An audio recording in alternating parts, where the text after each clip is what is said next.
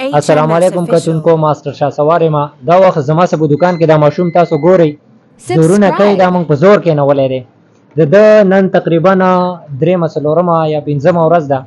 چې ګرځي په بازار کې وایي زه کور ته نه متلی چاته وایي روټۍ را باندې وخورئ نو دغه زمونږ د باجوړ د ماشومانو حال دی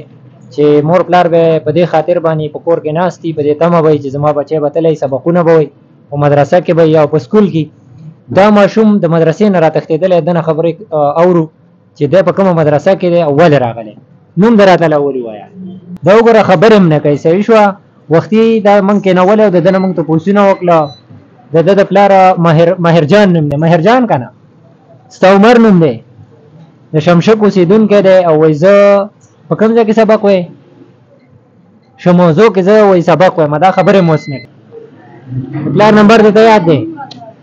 د ده په دې لاس باندې تاسو کتلی شئ د یو نمبر لیکلی دی چې پته نه لګي دا به د چا نمبر وي مدرسې ته دې بوځم کوم فضله مندلې خواته شمشک کې څه کار کوي سعودي ته چې ځي فضله مند ستا څه دی او ستا پلار څه نوم دی مسعود جان او ستا خپل نوم څه دی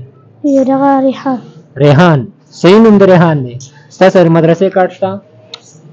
تاسو لال تاظیري علي په مدرسه کې تا پسې پلار درځي مدرسې ته کراچۍ کې دی څه کار کوي پته ته نه ستا نور ورونه شته مشران ته د ټولو مشر یې نور ورونه دې شته ستا نه کشران خویندې دې شته مور دې ژوندی ده ترونه دې شته څه کار کوي هغوی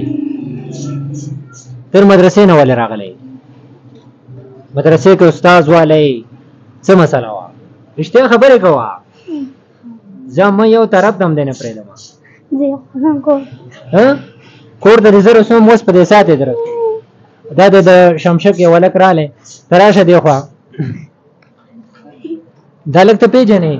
دا زه پېژنم دا ستاسو څه دی دا زمونږ ګاونډي دی نوی کاڼی راوړی د ده نوم تا ته معلوم دی د نوم راته نه دی معلوم او د پلار راوړی ده پته نه دی چې پلار به څه نوم وي د ناشنا راغلی دی څه نه پېژنم څومره واقع وشو ستاسو خواته یاره یو 15 میاشتې بیا کېږي تا ته د کور معلوم دی کور راته معلوم دی اوس به تاسو زما سره ملګری شي چې کور دی ورسه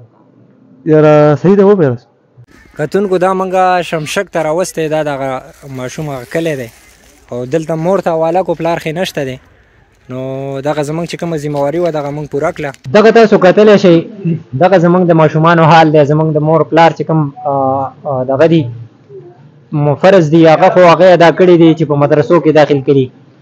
چونکې دغه ماشومان د ده پلار د خپلې غریبۍ د وجې نه تلی په کراچۍ کې مزدوري کوي د دوی دپاره لالان لري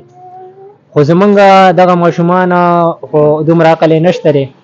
پلار یې په کراچۍ کې دی په دې خاطر چې زما بچی به سبق ووایي هغه ګرځي په بازار کې